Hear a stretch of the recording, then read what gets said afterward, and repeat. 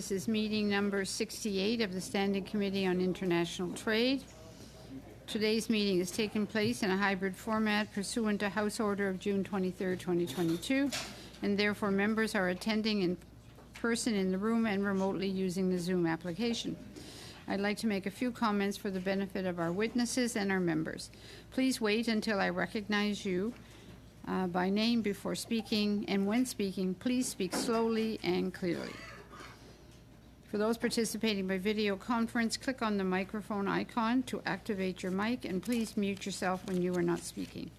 With regard to interpretation, for those on Zoom, you have the choice at the bottom of your screen of either floor, English or French. For those in the room, you can use the earpiece and select the desired channel. A reminder that all comments should be addressed through the chair. For members in the room, if you wish to speak, please raise your hand. For members on Zoom, use the raise hand function. The clerk and I will manage the speaking order as best we can. Please also note there is no permission to take pictures in the room or screenshots on Zoom. Should any technical challenges arise, we will suspend in order to ensure full translation for everyone. Pursuant to Standing Order 1082 and the motion adopted by the committee on Tuesday, November 25th, 2022, the committee is continuing its study of non-tariff barriers in Canada's existing and potential international trade agreements. Before I go to our witnesses, Monsieur Savard-Tremblay, you have your hand up. Yes, just a quick remark. I have a proposal here, and I know that there are rumours that the House will not sit after a certain date, but they remain rumours. Officially, the parliamentary calendar is until the 23rd of June, so I don't know why we would suspend committee activities, and there are other colleagues on other committees that are holding meetings right through to the last week, to the bitter end. So you're, okay, thank you. Mr. Seaback. I think I have at least a partial solution. I think we should do the softwood lumber study that Mr. Savard-Tremblay wants us to do, and we can put that on the calendar. That would certainly take up a meeting. I don't know how many we put on for that, 1 or 2, something like that. Yeah, that's what I would say would be the solution to that. All right. Well, that is the only outstanding issue that we have, so we could certainly accommodate that request. Yes. Well, generally speaking, I don't know why we can't plan for meetings. And if the House does rise, well, anything can be pushed back to the fall, as is customary. So why not don't we just take it granted that the House is going to sit till the 23rd? Well, unless notified otherwise. The reality is it never is, unless it's going to change things this year. And if it continues to be 30 and 32 and 34, it probably won't. But we certainly can. The issue when you get down into those last days, there's usually a tremendous amount of interruptions. And when you have witnesses coming to appear before the committee, as is today, then you have to quickly cancel them because suddenly the House is closed. So those last few days become pretty variable for a variety of reasons. And we are attempting to clean up as much as what we have on our plate. We don't want to start something new in the last day of the House sitting. Mr. Cannings. I've only been here for 7 or 8 years, and the House has never risen as early as the 15th. It's always risen a couple of days early, not a couple of weeks early. So well, I would, I can say let's not book anything for the last Thursday, but the last Monday, I think we should plan at least to then. You'd like to ensure that we continue on until the 19th. Well, let's see what we have on our agenda. I believe softwood lumber is the only outstanding issue that we have at the moment. So let me review the agenda. We can discuss this further at 5 o'clock when we go into committee business. If that's okay with everybody? Yes. All right. Thank you. All right. To our guests here today, as an individual, we have Omar Alam, expert, global trade and investment. And then from the Canada West Foundation, Carlo Day, Director, Trade and Investment Center, and Sharon Zing Sun, Trade Policy Economist, Trade and Investment Center. From CropLife Canada, Emile Bergeron, Vice President Chemistry, and Gregory Colts, Vice President Government Affairs.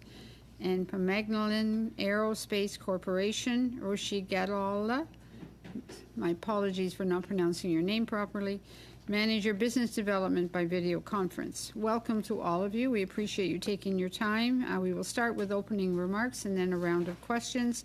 Mr. Allam, I invite you to have opening remarks of up to 5 minutes, please. Great. Thank you, Madam Chair, committee members. Thank you for the opportunity. My name is Omar Allam. I'm here today as an individual with 20 years of international business, public sector, diplomatic, World Bank, and global trade consulting experience that spans the North American, European, African, and Asian markets, in addition to having worked in emerging markets such as China, India, Saudi Arabia, and Qatar, just to name a few. Look, today our country faces important questions with respect to international trade policy, investment, and competitiveness. We need clarity regarding our strategic goals and priorities in the global economy. At the same time, we need to urgently align our trade policy with domestic policies as well as choices on climate change, innovation, immigration, labor markets, and regulations. Over the last 2 decades, Canada has chosen to pursue international trade at varying degrees. And we've seen Canada continue to use various tools at its disposal to counter non-market practices and to defend Canadian jobs. However, even with free trade agreements in place and the hard work of Canada's international trade portfolio and the broader trade ecosystem, Canadian exporters continue to face the same fundamental challenges. But I really want to focus on the lack of financing and capital for Canadian companies that are doing business globally, because we're losing out on major global business opportunities in probably every market of the economy. Nevertheless, there's always room for improvement, and there are a number of areas that can be addressed. First, the immediate focus for Canada should be a new international trade and investment strategy that maps out export and FDI priority markets and sectors. The traditional approach of reducing tariffs and dealing with trade barriers no longer works. When it comes to strategic tactics and trade policy, we need to do things differently. Canada should continue to promote its trade policies as a means of complementing the multilateral trading system through strategic trade and economic partnership agreements that go beyond FTAs. We need to reorient towards these types of trade partnership models with key trading partners. This can in turn resolve trade barriers as well as get market access commitments.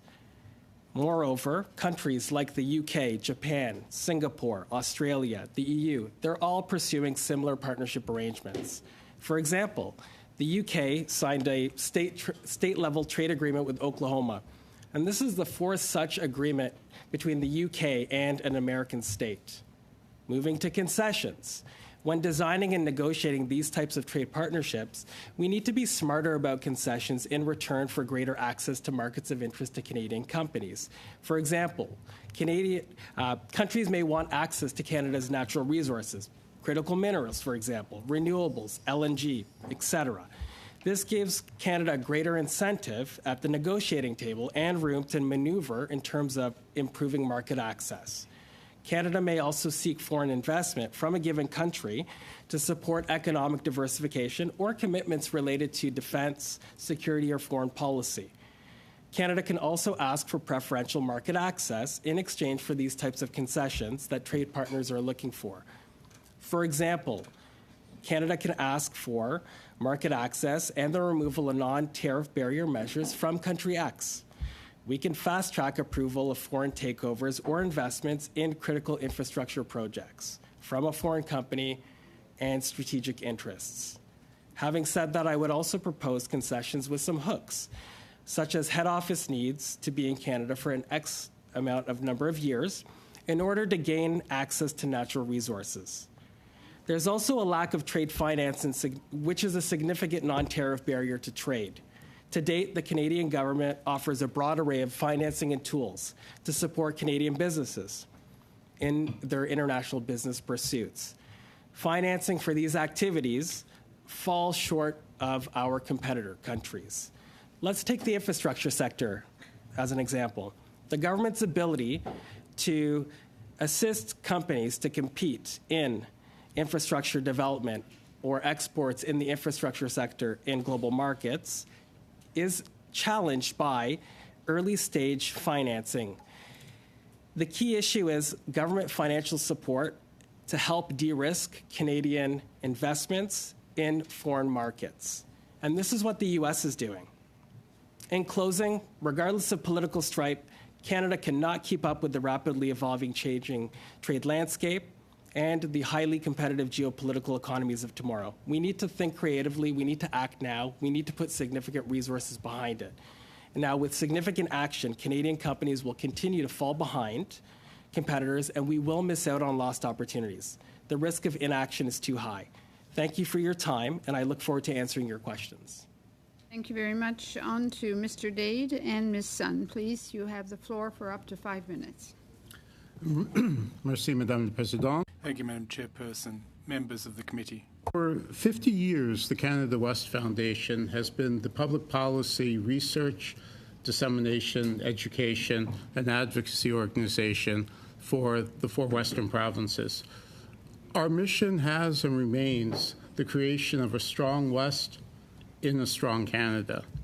As part of that mission, and given the economic portfolio of Canada, and especially the Western provinces, a lot of our work touches on areas of investigation and areas of responsibility for this committee.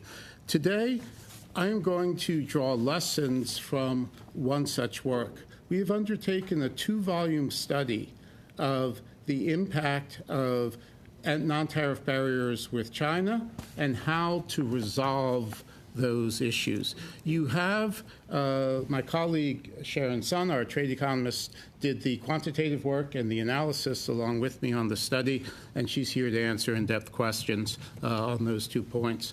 You have one of the appendices, I believe, from the study that was given in advance. But before I get into the lessons of the study, and we listened to the 15 hours of testimony that you've had and tailored our remarks to fill in some gaps from things that others touched upon but did not necessarily go into in depth. But very quickly, 2 other items on which we are working that will come to this committee's attention. The Indo-Pacific strategy. We are working with the Western provinces to develop a Western response to the strategy. We've convened or helped to facilitate a meeting of Prairie Trade Ministers, and that work is continuing. On the ability to move goods to market, 2/3 of our nation's income comes from moving goods in and out of the country. Yet we have dropped from top 10 in global infrastructure rankings to 32nd, 1 place above Azerbaijan. There is a national coalition, which the Canada West Foundation has done the research, that has a solution to this problem. That solution is supported by the Business Council of Canada, the Canadian Chamber of Commerce, the Canadian Construction Association, and also by the premiers. The call for this solution, a national plan for trade infrastructure, will be on the agenda of this summer's meeting of the Council of the Federation. So to flag for you things that are coming that may be of interest to the committee. On the study at hand, after having listened to the other testimony, we have 2 points from our research and 3 recommendations for the study, not for the government, for the study.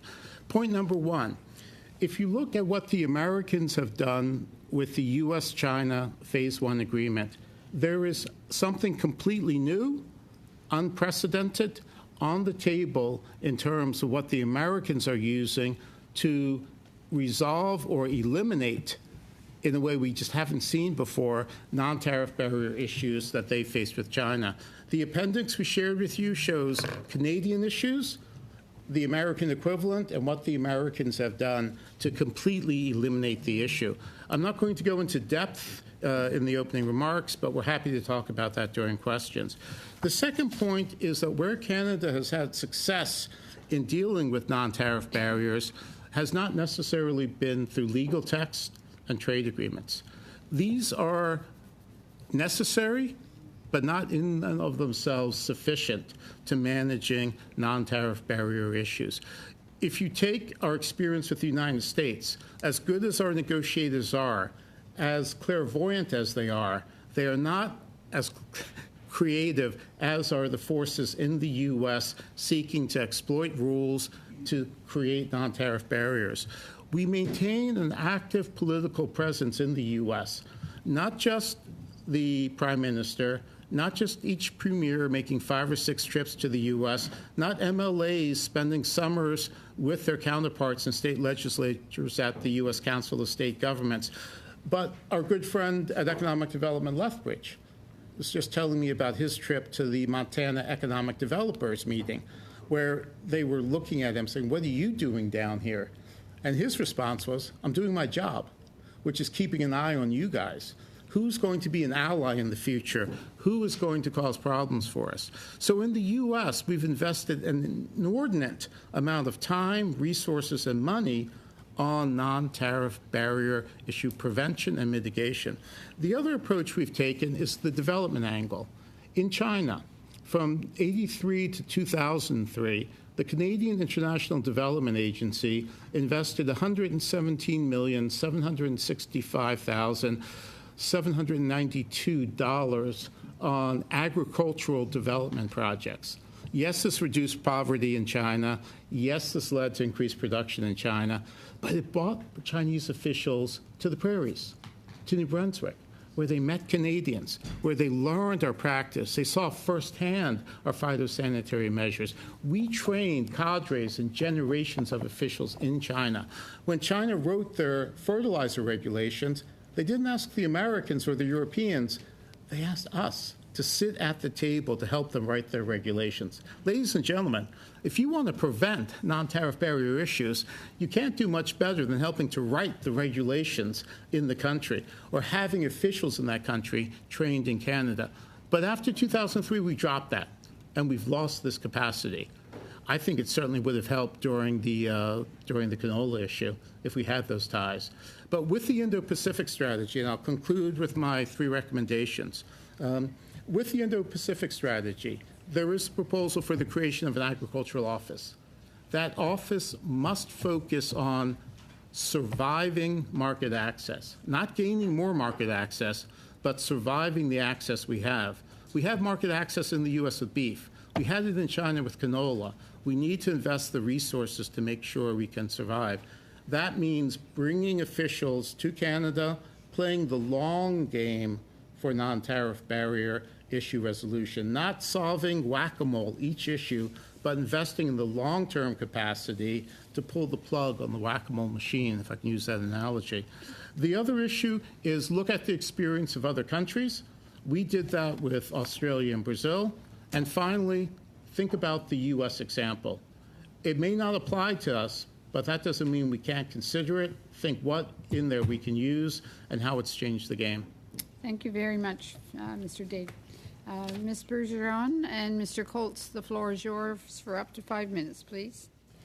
Thank you very much, Madam Chair. Good afternoon, and thank you for granting CropLife Canada this opportunity to participate in your study on the impact of non-tariff barriers in existing and potential international trade agreements.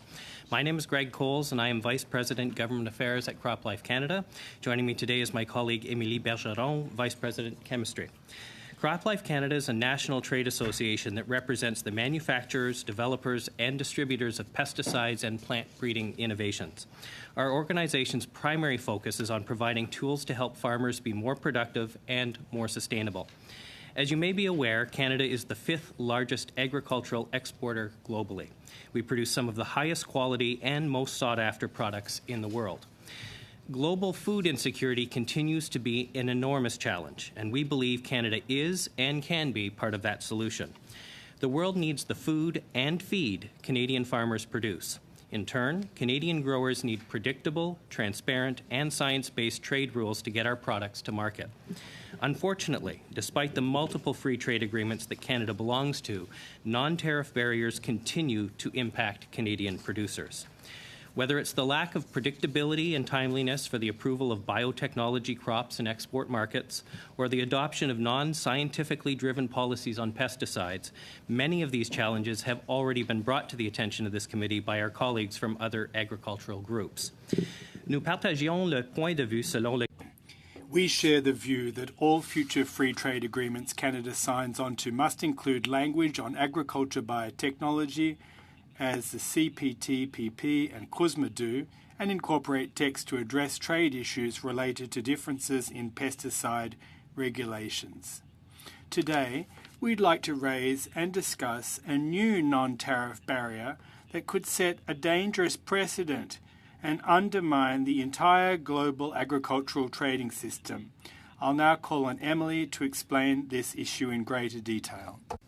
Le 7 mars dernier, On the March 7, the European Commission adopted a new regulation that will permit changes to maximum residue limits for pesticides based on environmental concerns. This represents a dramatic departure from the internationally agreed upon scientific approach to setting MRLs. If left unchecked, this unprecedented and unilateral move from the EU will have a significant negative impact on how Canada and other agricultural producers around the world operate domestically and how agricultural goods flow globally. MRLs are the maximum allowable amount of pesticide residue that can remain on a crop when the product is used according to the approved label direction. MRL are established following rigorous safety assessment by competent national authority. In Canada, Health Canada is in charge of completing this assessment and setting Canadian MRLs. There is an international standing setting organization called the Codex Alimentarius Commission, Codex for short, that sets scientifically based, internationally agreed upon standard to facilitate trade. Like Canada, the EU is a member at Codex, but their recent regulatory changes directly contradict the international consensus on MRL. The EU has openly stated that they are trying to create a level playing field for their farmers. In other words, if they ban a pesticide in the EU, regardless of the reason, they want to make sure that none of their trading partners have access to it either. This unilateral approach disregards the rigorous scientific process that is used to evaluate pesticide and sets MRL, and is a direct effort by Europe to impose its domestic policies on countries like Canada. Canadian farmers are faced with enormous challenges in growing more food, more sustainably to feed Canadians in the world. We cannot allow ideologically driven approaches out of Europe to discuss which tool and technology Canadian farmers have access to. Both CETA and the World Trade Organization call for any regulatory measures to be based on science and forbid unjustified barriers to trade. It is our view that by adopting this regulation, the EU is not meeting its trade obligations. With this in mind, we recommend that the federal government engage at all diplomatic levels to make Canada's objection to the EU's unilateral approach to MRLs setting clear and unequivocal. In addition, we strongly encourage the government to consult with agricultural stakeholders across the country and engage relevant departments to explore the merits of a WTO challenge. Thank you, Madam Chair. We would be pleased to answer any questions the committee may have. Thank you very much. Mr. Godala, for up to 5 minutes, please. Thank you, Honorable Chair, for the opportunity to participate in this important work undertaken by the Standing Committee on International Trade's study on non-tariff barriers in existing as well as potential trade agreements. My name is Rushi Gadawala, and I am in the Business Development Group at Magellan Aerospace. Magellan Aerospace is a global aerospace company that provides complex assemblies and system solutions for aircraft and engine manufacturers and defense and space agencies worldwide. Magellan designs and manufactures aero engines and aerostructure assemblies and the components for aerospace markets, advanced proprietary products for military and space markets, and provides engine and component repair and overall services worldwide. Magellan is a public company whose shares trade on the Toronto Stock Exchange with operating units throughout North America, Europe, and India. The aerospace and defense sector that Magellan works within is highly regulated with ever-increasing layer of regulatory and security-related requirements. These requirements add to the complexities of the global trade environment. It is important to recognize and address the potential barriers in order to progress Canada's aerospace and defense industry globally. Magellan has a long-standing history of innovation, technological expertise, and international collaboration. Our successes in many cases have been through the partnership that exists between government and industry. While working on various opportunities, Magellan has recognized a number of aspects which impedes the progresses of the opportunity and restricts the ease of doing business with major international partners, particularly in the defense and space sectors. Endorsing Canadian developed solution by purchasing them domestically has been a tremendous benefit to Canadian industrial base in the past. This practice needs to be built on going forward.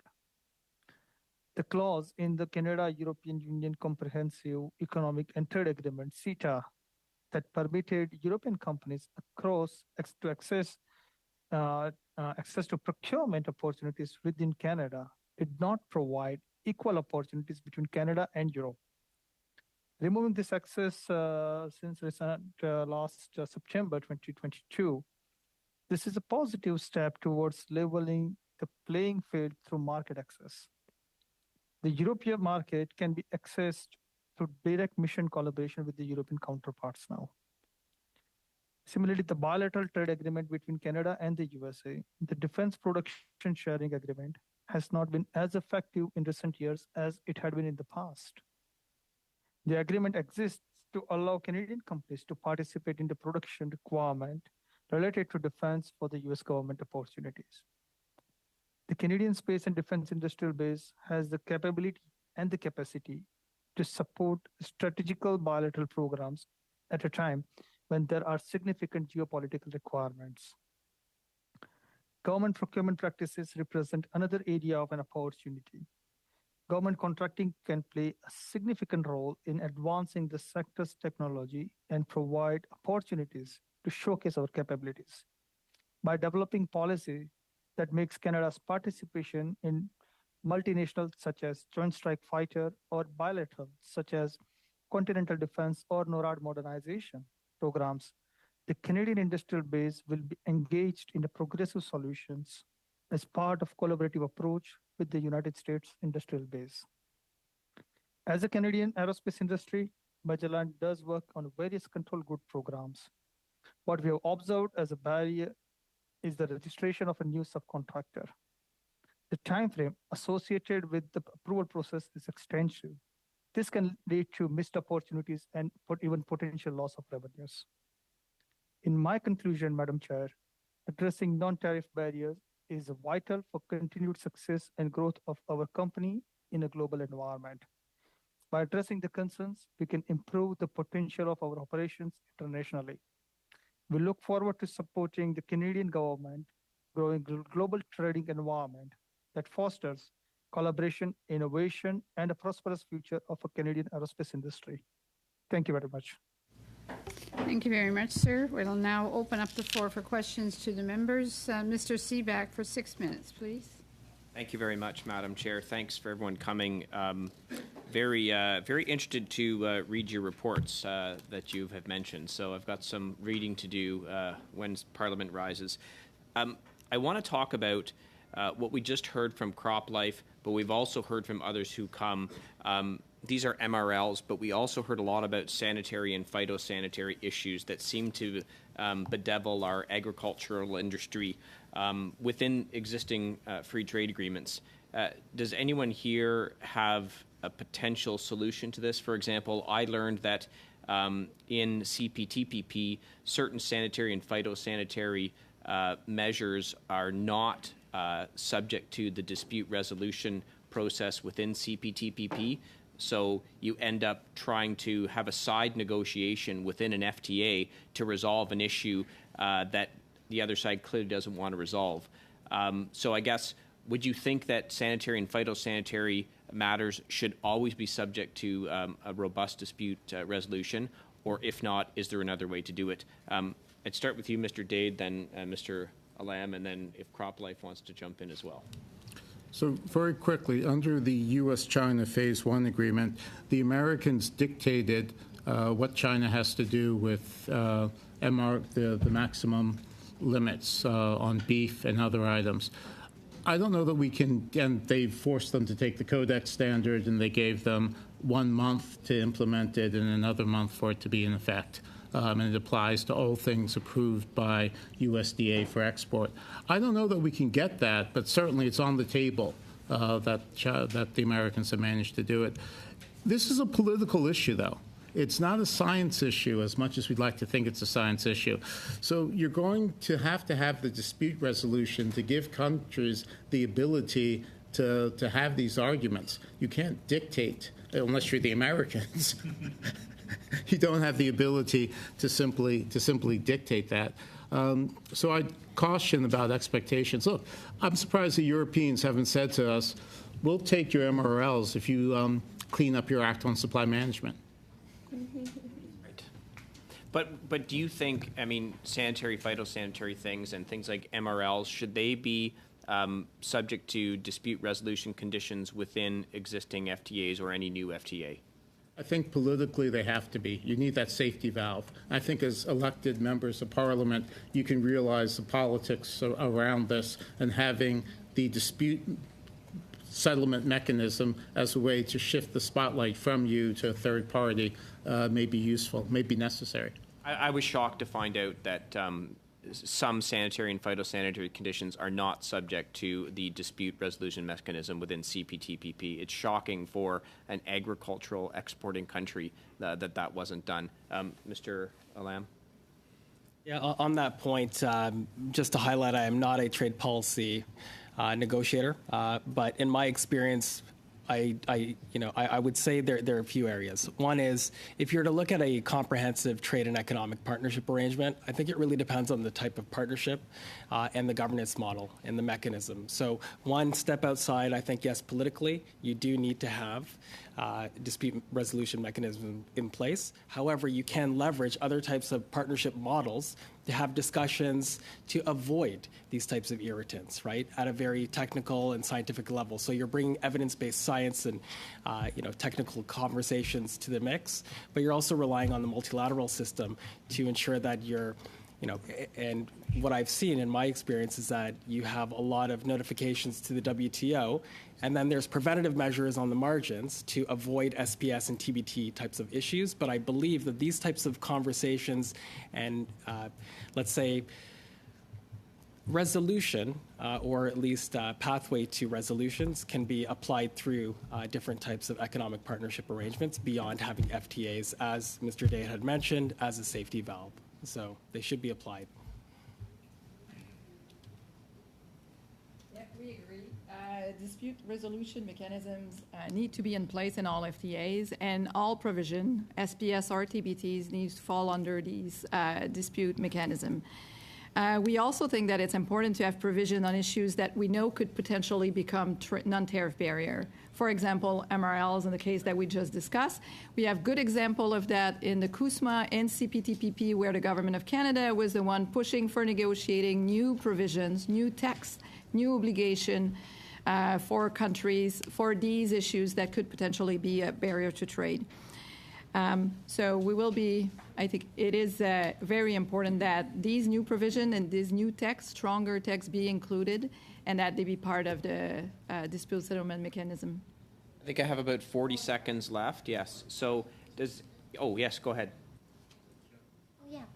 I just wanted to add to Carlo that one of the lessons that we learned from the Australian-China FTA is, of course, that it's not one of the most comprehensive agreements that we've seen, but the Australians have been telling us like having some rule is better than no rule, so it has been effective, but of course it doesn't address everything. And what we see instead, because it doesn't address everything, is we see association to association MOUs. So engagement at every level, not just the federal and provincial, but actually between associations. So like Australian Meat Association collaborative mechanism with the Chinese Meat Association.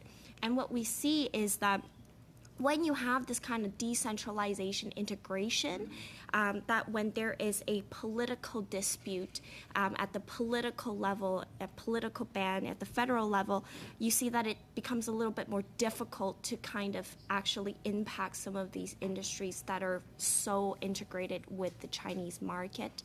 And of course, the government has to take that in mind when they're, doing this kind of negotiation. So we find that to be quite effective. Thank you very much. On to Mr. Varani for 6 minutes, please. Thank you, Madam Chair. So can I just build on that, Ms. Sun, with what you just mentioned?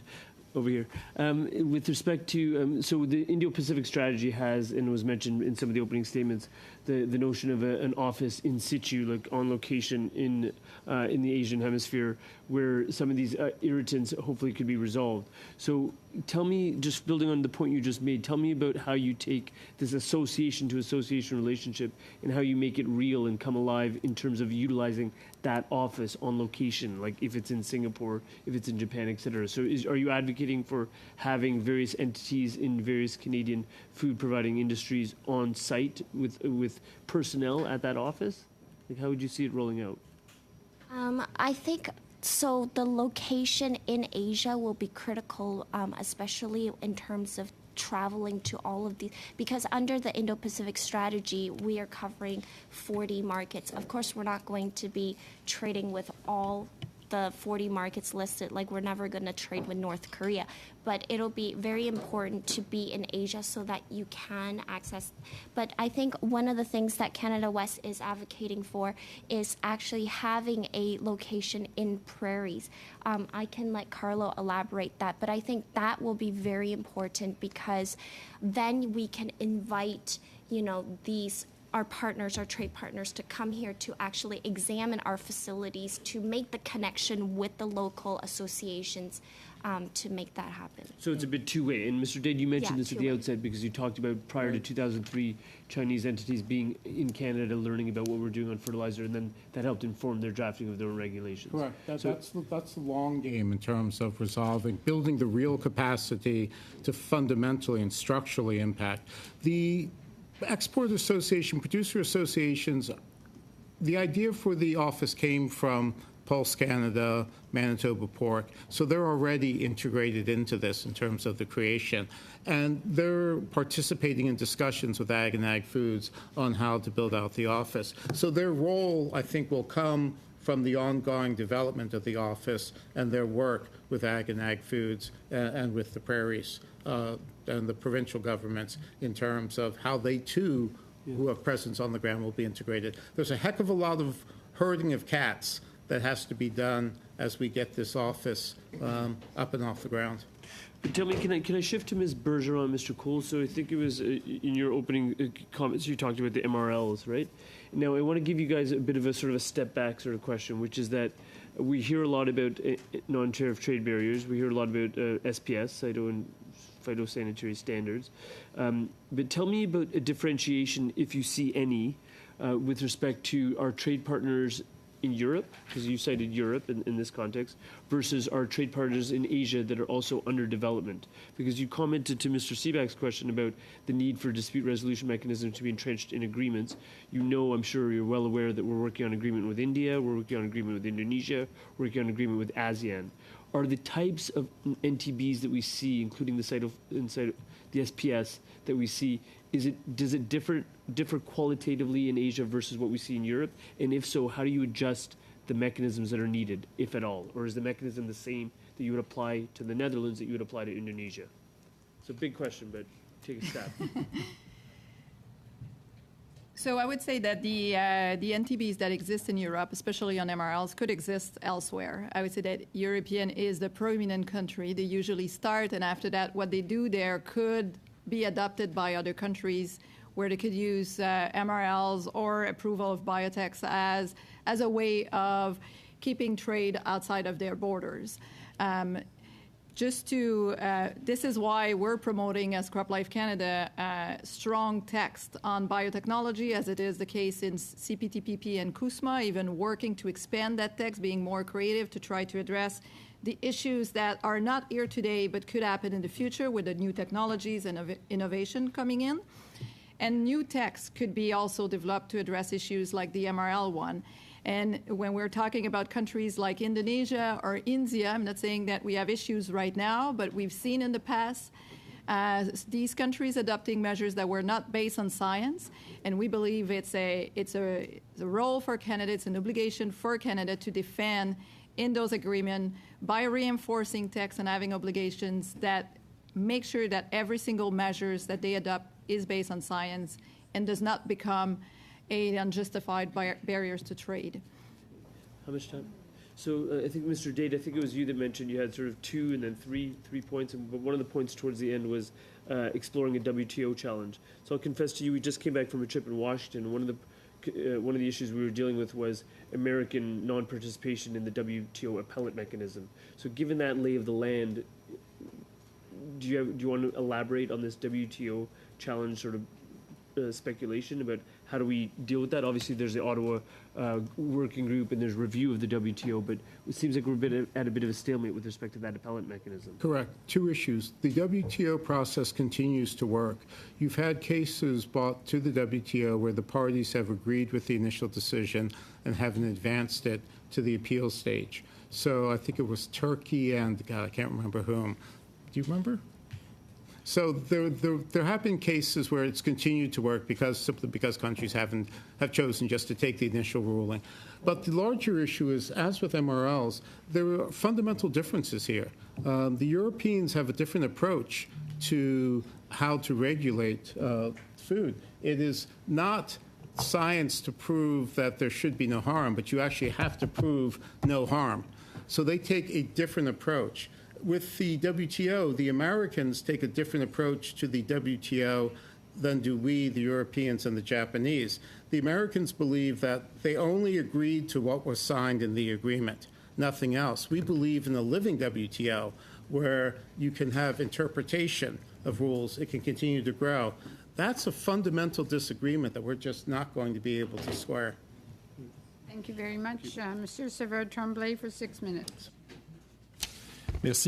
Thank you very much. Just some clarification, please, before I ask my questions of Mr. Gadawala. Given how important the aerospace cluster is in Quebec, I'll ask him questions. But I'd like to know what your niche is in the market. Based on what I know, you manufacture parts of aircraft motors, and you are a subcontractor to Boeing. Is that correct?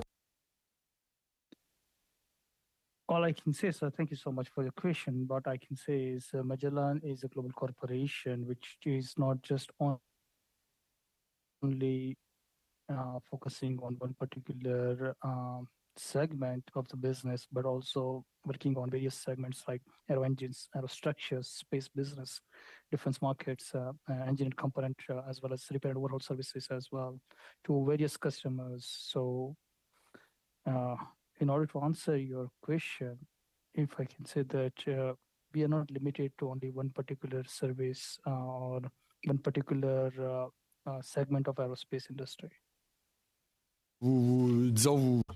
So you're also based in Canada. That's why you're commenting on the non-tariff barriers issue. So you're capable of answering questions about the aerospace sector in Quebec and Canada. Is that correct? I'm sorry, I failed to understand your question, sir. Can you please explain more? Well, listen, let me ask you the questions and we'll see what answers you have to offer. Quebec trades a lot with the UK, for example, when it comes to the aerospace sector. There's currently negotiations with the UK that are at an advanced stage. Would you have any comments, suggestions that might be useful, anything that we should be monitoring in that regard? Sure, that's excellent observation, sir, and I will be happy to provide you more detailed written answer to the committee later on stage, if it is acceptable. Oh, yes, okay. So that means you're going to send through a written document as an answer? Yes, sir, we can provide you a written answer in more detail to specifically pointing out to your question. If you could submit that to the clerk so all of the committee would have access to it, would be appreciated. Thank you. Sure. Thank you, Madam Chair. Well, thank you. In that case, we'll wait for your written answer, sir. And so now I'll direct my questions at Mr. Allam. Your turn, sir. Please talk about the Middle East market. in terms of opportunities for international trade for Canada, please? What should we be going after? In the Middle East, look, I think Canada has congruence with a lot of capabilities and requirements that are in the Middle Eastern market. You can start with professional services, from infrastructure development, capital projects, education, healthcare, the technology, energy, renewables. So it really varies, but it touches probably every sector of the economy. I think what is important to note is that these are very high-risk marketplaces where Canada has had some success, but we're falling behind our competitors because we just don't have a lot of financing or tools or even leverage in these marketplaces because of political relationships or just various, let's say, non-tariff barriers. So I hope that answers your question. So there are also particular irritants that put a brake on trade relations. Are those barriers, we've discussed tariff barriers in United States and Europe. We know that in the Middle East there are unstable and repressive regimes. Is that a barrier in and of itself? Absolutely. I think you have markets that pose various challenges for doing business and also corporate social responsibility practices that are being adopted in certain marketplaces. So certainly, yes, there are challenges in that respect. But I think what's important to note is that there's a lack of awareness of these opportunities in the Canadian marketplace for Canadian firms, but there's also Canadian companies that are actively pursuing these markets that don't have the early stage support export financing and mechanisms in place to take advantage of government-supported project pursuits in different markets like, let's say, Saudi Arabia, Qatar, or the UAE, where Canada does have a competitive advantage. However, companies don't want to put the upfront costs in terms of the pre-feasibility studies and that kind of thing. So it does put Canada at a disadvantage. However, you have to also look back at the societal changes that are happening. You have a lot of these countries that are sending students to be educated in the Canadian marketplace, which at the end of the day is a big ticket and dollar amount for the Canadian economy. So there is affinity and there is progress in terms of relationship building, but what you're seeing is a lot of these countries are saying to Canada, come and do work. You're most welcome to come in and operate in the marketplace. However, Canada just doesn't have the leverage, the reach to actually do that in a lot of cases. Okay, thank you very much. You have 13 seconds. Okay. Mr. Cannings, for 6 minutes, please. Okay, well, thanks again to all the witnesses here. There's so many interesting points here. I'm not sure where to begin, but Mr. Date, I believe you mentioned surviving access, and so I'm going to start there with one of the western provinces, British Columbia, where I'm from. One of the main trade problems they've had over the past 40 years is surviving access to the U.S. lumber market through the softwood lumber disagreement, I would call it. And I'm just wondering if, we were, as Mr. Virani mentioned, we were just in Washington and we talked a lot about softwood lumber. And it seems to be an especially sticky situation. I'm just wondering if you had any insight there as to how Canada should approach this, because it seems to never go away. About 3 years ago, I was in Big Timber, Montana, down in the middle of the state, at the bar having dinner, and the group of ranchers walk in. This isn't a joke. This is a true story. It sounds like a setup to joke. But they see the Alberta license plate out front, and they look around the bar, and it's pretty easy to tell who the Albertan is. And so they start giving me a hard time about country of origin labeling. And at the end of the discussion, I say, look, we won the decision. You've been forced finally to take the WTO decision. That's the end of the story. And the rancher looks over closest to me. He actually picked up the tab at the end of the night. But I thought he was going to kill me. But he leans over and he says, son, you won the battle. You ain't won the war. So that's It's a reality. It's a political issue in the U.S. They've assembled a coalition that runs from Texas through Georgia into the Carolinas, up into the Pacific Northwest, and into Texas. It's both sides of the aisle. We are going to be fighting this till the end of time. So the engagement, the investment of resources, premiums going down, MLAs meeting their counterparts, the work of your visit to Washington, D.C., it's the lamb chops playhouse in terms of an issue that's just never going to end. And we're just going to have to invest these resources. It's the cost of having access to the fattest, richest, and easiest market in the world. It's not free. Okay, well, I was going to ask about the usefulness of, increasing those relationships at more personal levels, like the Pacific Northwest Economic Region meetings that I've gone to. It seems like maybe those help a little bit, but not really. It's what we have. It's the tool that we have, and it is effective at the end of the day. Okay, and I just want to continue with you. You mentioned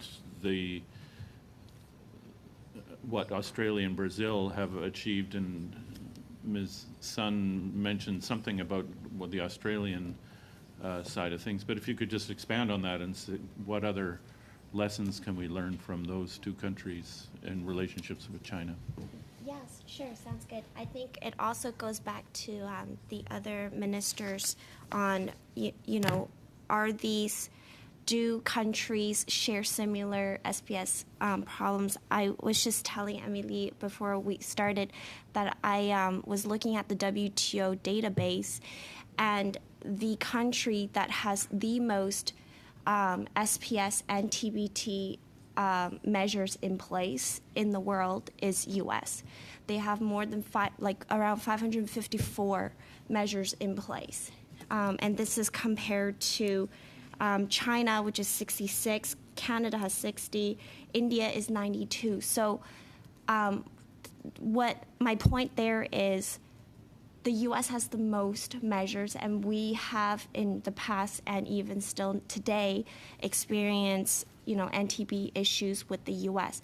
But what we have in the U.S. that we don't have in the Indo-Pacific region that we're looking at now increasingly is we don't have all these subnational. Well, firstly, we don't have a trade agreement with countries like ASEAN and China and India that we're, currently trying to get. But second, we don't have the subnational engagement and presence which we do in the U.S. We don't have the association level engagement. And so this is the kind of thing that we should take insights from, at least lessons from the U.S. And also this is what we observe in terms of what Australia is doing with China to kind of ensure this market access, despite the difficulty in addition to having an FTA. We don't even have an FTA with China. We're just trading with them under the bigger WTO rules. 50? 50. 5-0. Okay, well, I'll turn to Mr. Alam, and you touched on a problem that Canada doesn't provide the financial assistance that other countries do. I mean, we have, EDC. Just if you could expand on what other countries are doing that Canada needs to do. Sure.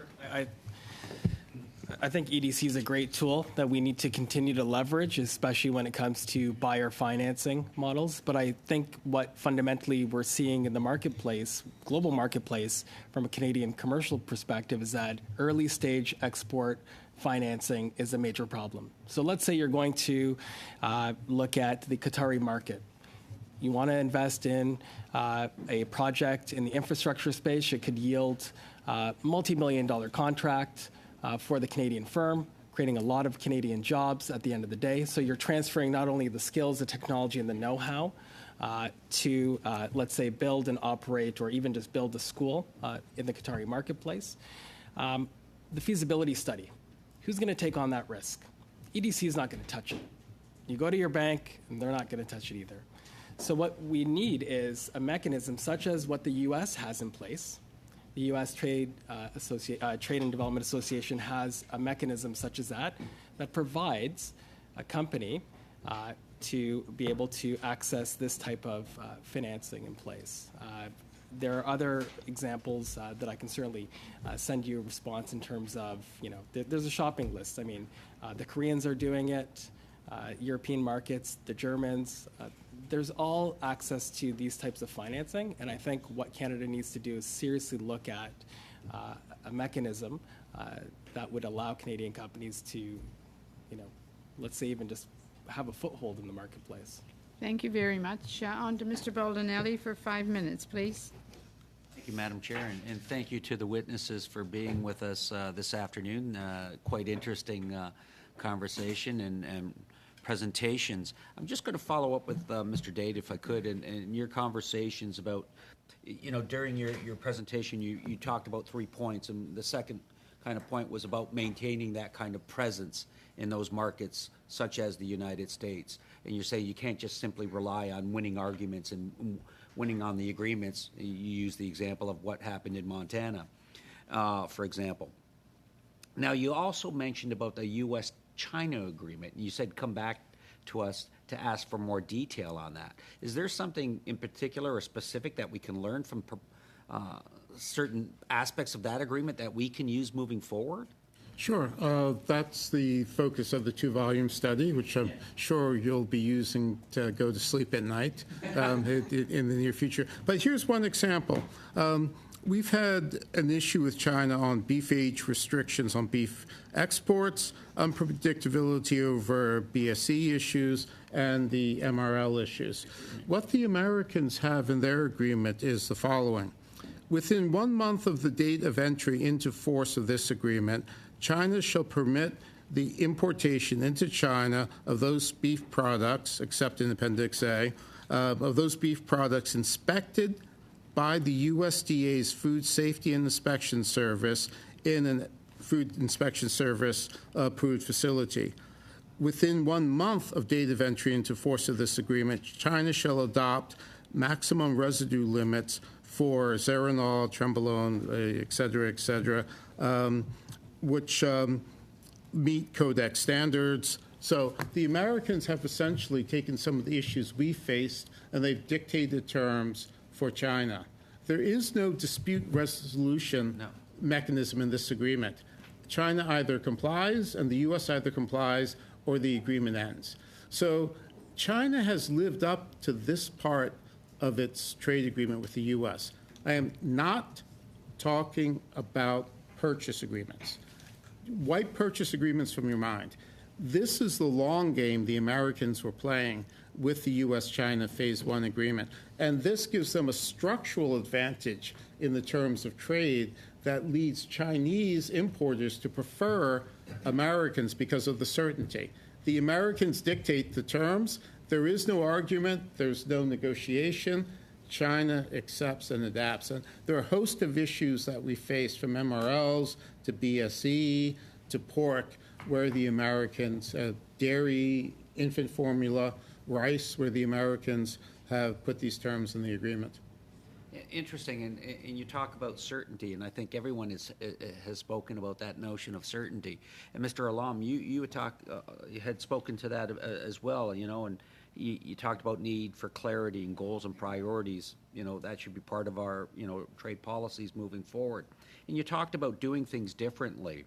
And you said looking beyond just simply the trade agreements and these partnership agreements, and kind of what Mr. Dade says, building upon not only what you have in the trade agreements, but maybe using these partnership agreements to kind of resolve some of these issues. If we do this, you can do this, right? So if you could expound on that. Yeah, I think it's a good point, and I think there's a couple of areas that I want to touch on. I think when it comes to trade and economic partnership models and design, you look at, what are the key drivers and what are the key areas of interest when it comes to advancing commercial and investment ties. You can create governance models as part of the partnership design. So there was a mention that Mr. Dade had noted that you want to have yearly visits, you want to have frequent contact where you have people coming into the marketplace, understanding, learning how policies and frameworks are designed at various levels. So in the agricultural space, so when you look at the partnership design, you just have to look at, okay, well, the partnership model, what is it going to be? Is it going to be an instrument that would facilitate investment into the marketplace that goes beyond an FTA? And then even looking at support in terms of technical assistance. I think Mr. Date had also mentioned that back in the day, CETA used to, put money towards technical cooperation to advance commercial interests. The Europeans are doing it, and I heard Indonesia. I'll give you an example. The EU and Indonesia have a comprehensive economic partnership arrangement. Well, most of all of EU free trade agreements where technical assistance projects have an underlying agenda. That is commerce and investment attraction. So the EU is using a trade-related technical assistance and capacity building project to strategically work with their partners in emerging and high-growth marketplaces. They have a multi-million-dollar program in Indonesia called Arise Plus, and I'll be happy to share with you more information. So take example, this trade-related project, which is Arise Plus with ASEAN.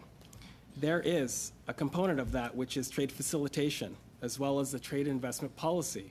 One, to support countries to negotiate and comply with the EU Free Trade Agreement. So to the point of my colleagues at Canada West Foundation, if there's an understanding of the, let's say, the irritants, or even just from a technical standpoint, on the back end of an agreement, you have the two countries working together already, in addition to affinity and a relationship that's being developed not only at a political level, but at a technical and scientific level to further advance commercial interests. Thank you very much. On to Mr. Miao for 5 minutes, please. Thank you, Madam Chair, and thank you to all the witnesses for being here today.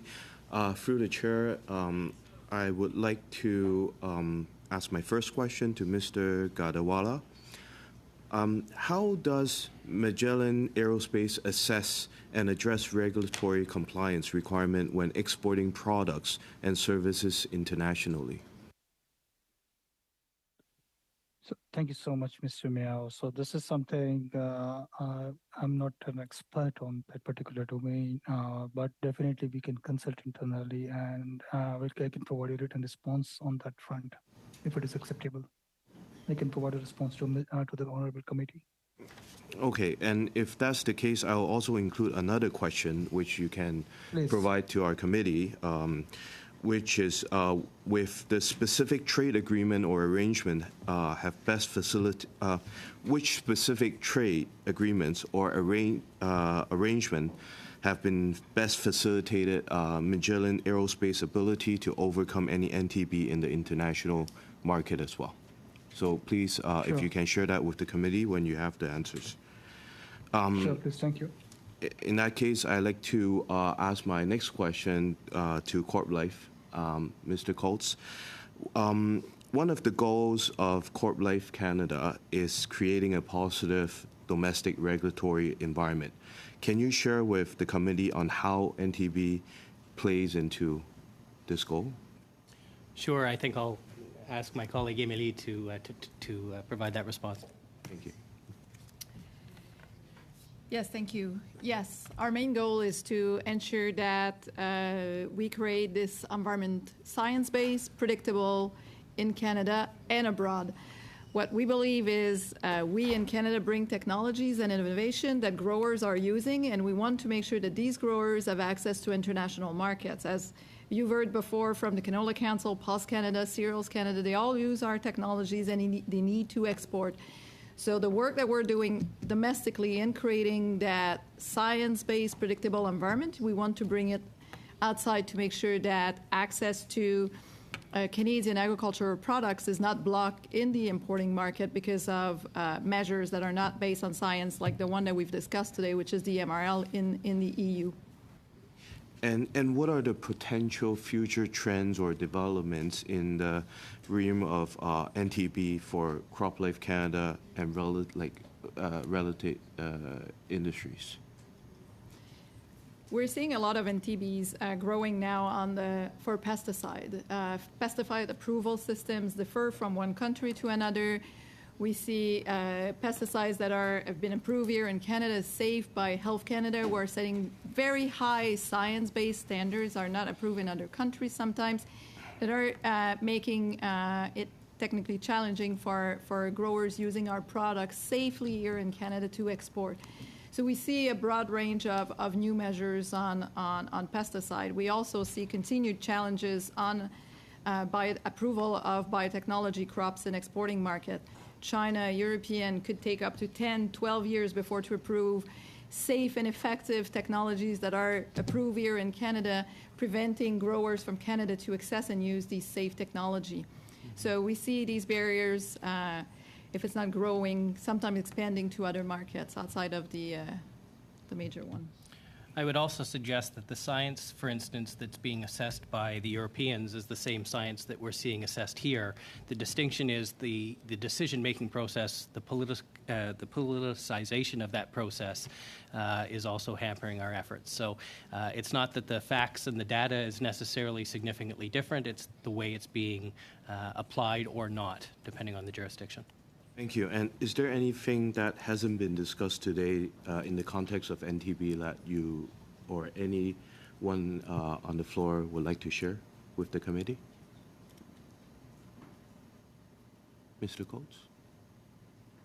Well, I would suggest that here in Canada we also have our own circumstances where we need to rely on science perhaps more effectively than we are, whether it's a pause on MRLs domestically and or other circumstances where we have very solid data and the departments in many cases are advocating in conjunction with the data they have, but as is often the case, there are sometimes political considerations that weigh in on the decision-making process. Thank you very much. On to Monsieur Savard-Tremblay for 2.5 minutes, please.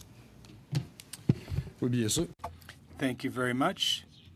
Well, now I'll ask questions of Mr. Bergeron, Ms. Golds. I know that you are calling on a reduction, a science-based reduction, and I know you've got your work cut out for you, but a reduction in non-tariff barriers. But some witnesses have spoken to us about products that are produced in deplorable conditions abroad. Should we entertain the possibility, well, not of non-tariff barriers? I don't like that kind of label, but there are other legislative methods. You know, they should be science-based strategies, but there's been a lot of testimony saying that the way some products are produced in India and Indonesia are deplorable. So should we consider responding not with a barrier in response to a barrier, but some sort of legislative mechanism in this respect? Oui, le droit de légiférer. Yes, the right to legislate is extremely important, and that right is included in all free trade agreements, the WTA, sanitary and phytosanitary agreements. And there needs to be a framework that is science-based in those agreements that allows international science to flourish and producers, both in Quebec and Canada, to export their goods abroad. That right does exist, but in a sense, it should be bound by science, and all regulation should be science-based and based on a risk-based analysis. A 40-second question answer. You alluded to countries that don't base their SPS agreements on science. Can you single them out, please? Europe, when it comes to the MRLs, maximum residue limits, well, that's a pan-European measure, is it? Not a single country in Europe. Yes, it's the European Commission, and if they do go forward with this measure in 2026, as is slated, well, it's going to be highly complicated for Canadian exporters to continue to export to Europe and for the rest of the world, moreover. That's why we're calling on a WTO intervention. It's important that Canada, that's a global leader on science-based measures, to take a strong stand and say to Europe, no, these measures need to be science-based and based on honouring SPS agreements. 2.5.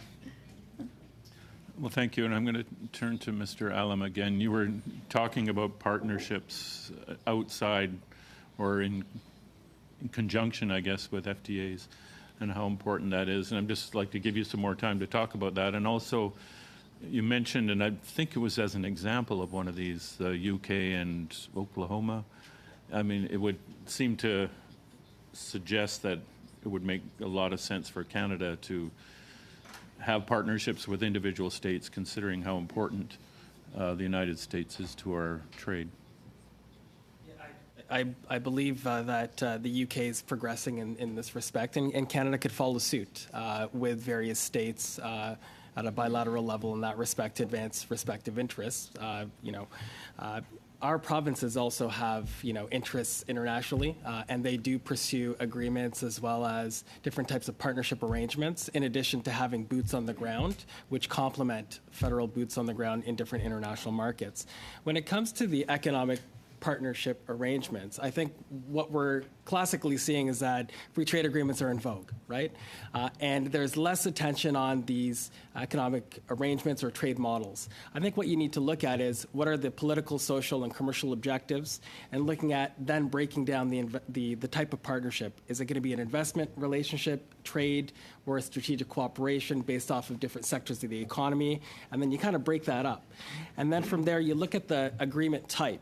So then you structure that based off of the various interests. What are the key benefits to Canada versus, something that another market will want from us? And where do we find common ground? But where do we also have leverage where we can, seek concessions in different areas to advance Canadian commercial interests, but also to push levers on scientific cooperation, whether it's agriculture, you name it, right? And then from there, you can then look at the governance model. And I think this is critical because when you look at the governance structure and the roles and responsibilities, I kept on hearing frequent, footprint in a various market or back and forth, being in a given economy, right? So high-level visits, having frequent interactions. Well, you're then forcing the relationship to advance in a way where you're having frequent and regular dialogue at the highest level. So you've got that political leverage and the political, relationship that is there. But then you're having roles and responsibilities whereby various officials at different levels are interacting with one another at a technical level, and they're forced to the table, or there's even just that ability to have. And I've got to stop. Okay. Sorry, I have to cut you off. We still have two members that want to get a few questions here. Mr. Carey, please, for 5 minutes. Thank you, Madam Chair. My first question is to Mr. Dade. Coming from out west, I wanted to talk a little bit about the energy sector. And, recently we've had opportunities to export clean Canadian LNG to Germany, but in particular out west with Japan. I believe Japan is our third largest trading partner. Coming from Oshawa, we've got a bit of a trade deficit that I always hear about with automobiles, and I always thought that the energy sector would be a way of kind of balancing that trade. But when you listen to people in that business, they're almost saying that Canada is putting non-trade barriers, non-tariff barriers on ourselves. And because of political reasons, environmental, regulatory reasons, Mr. Alam even mentioned, when we have a lack of capital here, and we're sending a message where we have liquefied natural gas. I believe the Americans have 11 export opportunities, and Mexico is even looking to put an export to Japan, even though they don't have the resources we have. And I was wondering if you could comment on what we can do for our international reputation, because we seem to be not getting these investments that we need. You did mention infrastructure. We used to be in the top 10. Now we're, down to 32 or something like that. We're not getting pipelines built, mines, or any of these excellent infrastructure projects. So if you could comment on that. And then if we do have time, Madame Sun, maybe you could comment a little bit. You talked about political leadership. Mr. Dade mentioned in the United States they gave clear rules-based to China. Australia's done it. But you haven't really talked too much about Brazil. I was just wondering what we could learn from Brazil as that. So let me stop talking. And Mr. Dade, if you could address the internal non-trade barriers, it seems to give Canada a little bit of a problem getting some of our products around the world to our friends. D'accord, j'essaie d'être plus vite. Thank you. Yes, they hinder us. The internal trade issues in Canada are well known, the hit to GDP, but it also affects our ability to make products together in Canada to export abroad. So that's something we don't think about with internal trade. It makes us less competitive as an exporting nation. We export LNG to Asia. We export quite a bit. As you mentioned, Mexico has 4 Pacific Coast LNG projects that are FID. Mexico doesn't produce enough gas for its internal consumption, yet they're building plants to export. Where's that gas coming from? It's coming from the U.S. How does the U.S. have so much gas that it can afford to meet domestic consumption and export and send gas to Mexico for it to export? It's Canadian gas entering the U.S. market. We're dodging the GHG emissions in Canada, but we simply ship them down to the U.S. We haven't stopped the increase in GHG emissions. We've just aided and abetted the Americans and the Mexicans to profit. So this is an example of a political decision. Trade policy is political.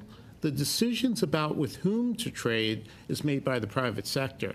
You do not determine the success of a trade agreement. You do not determine whether or not trade grows or diminishes. The private sector does. But the policies that enable it are under your control, and the LNG issue is a great example of political decisions. The MRL decisions in Europe are also political issues. You can have all the science in the world, but if people believe that GMOs are harmful, good luck getting GMOs in, even if you have the science. You're not going to win every battle based on science. So you have to be careful about the application of and setting your expectations as to where you can win and where you're just going to lose. Good luck trying to get cotton or sugar to the U.S. in that regard, despite the science and the other evidence. It's political. Thank you very much, Mr. Date. Mr. Arya, for 5 minutes, please. Thank you, Madam Chair. I too have a question to Mr. Date. We'll come back to the issue of the provincial restrictions we have among trade amongst the provinces later. And also I will come back to your comment that the private sector decides where to trade, how to trade, etc. I can give an example of steel and aluminum sectors, now fully owned by the foreign entities, do not export at all outside the North American market. There's no capacity increase in both these sectors for the last 15 to 20 years. All the agreements we have been signing with CETA, CPTPP, etc., these private sector companies are not using. However, let me talk about the WTO, which you mentioned. It was quite interesting that the fundamental differences, one country want to follow the letter of the law, others want to, like you suggesting, the spirit of the law. Do you think WTO will still be relevant in the decreasing globalization scenario? I do. The main question there is the ability to accommodate the Chinese model of economic governance. There's great work out of MIT. I'm blanking on The Economist. But looking at how the WTO can remain relevant in terms of incorporating China, I think there's room to be hopeful. I can get the work to the committee or to members if they want. Sorry, I have to interrupt because the time is limited. Exactly, maybe because of what the WTO role played in the China's entry into the international order of trade. The recent pronouncements from the United States, especially the National Security Advisor, saying that WTO is important, but we have major challenges. And for the last 5 years, the United States has stopped the judges being appointed to the appellate body. And that has come to a standstill for 5 full years. And with the United States emphasizing the economic partnerships with certain countries, bilateral or within a region or a block of countries, being much more important than what WTO is. Again, my still thing is that WTO will play a major role. I don't know if I can say major. Andrew. I think the larger issue, more so than the U.S., is the incorporation of China. That's longer. The logjam with the U.S. can be broken. China requires structural change, fundamental change in rethinking. But again, the WTO continues to work. You've had countries that have taken initial decisions and agreed to abide by them without going through. So don't think that it's completely hopeless and completely gone. But your question, major role, or will it just have this whenever countries happen to decide they'll take the first ruling? I don't know. But the larger question is China and how we accommodate the Chinese model in the international and in the global trading system. Quickly, I would like to take your comment on the number of free trade agreements we have been signing across the world. I think with 51 countries or so, we have free trade agreement. There's only one sector, coming to your opinion about the private sector decides, there's only one sector in Canadian economy that aggressively goes after every single trade agreement and try to leverage it for export is the Canadian agriculture sector. The small group of farmers who have put Canada as the 5th largest exporter of agri-foods and agriculture grains and agri-foods. But I'm not seeing it many other industrial sectors. So I think I take a bit I slightly disagree with that the private sector decides where to export, how to export. Some of them have just become the branch office of foreign multinational companies and not doing anything at all.